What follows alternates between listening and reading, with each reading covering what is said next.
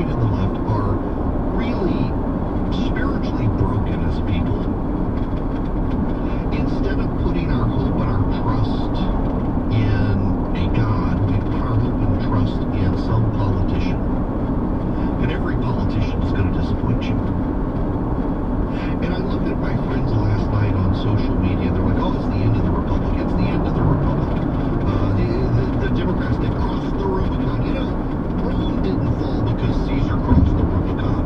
Rome was already collapsing. It was already a corrupt place with an ineffective government. I mean, Julius Caesar he saw what was happening and took charge. He didn't cause it when he crossed the Rubicon. The point of no return, there was already, before he crossed the Rubicon, someone was going to do it. He just happened to be the one who did it.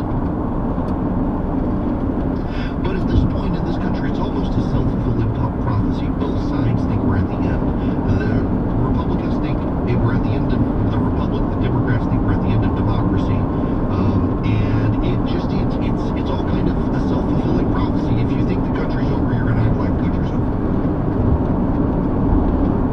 But America has always been more than a physical land. It's always been an idea and an ideal. And you can disagree with other people. You can disagree with people on the left on the function of the ideal and the system and the way it works. But I keep coming back to in this day and age, and I have ever since then when I was in the hospital. I didn't die. I was there for 2 weeks. My lungs have only cleared in the last year. But I just keep coming back to, particularly because I am a person of faith, and I try more and more. You know, I went to seminary. I went to seminary because I kept getting asked to preach places and thought it was really weird to get asked to preach. I hadn't been to seminary, so I went to seminary.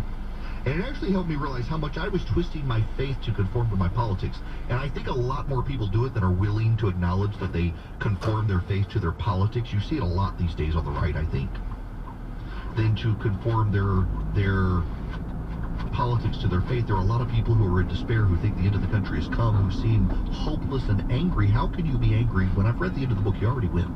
I mean, you're on the winning team, are you not? You've already won. Why can you be in such despair? Have you made an idol? And I come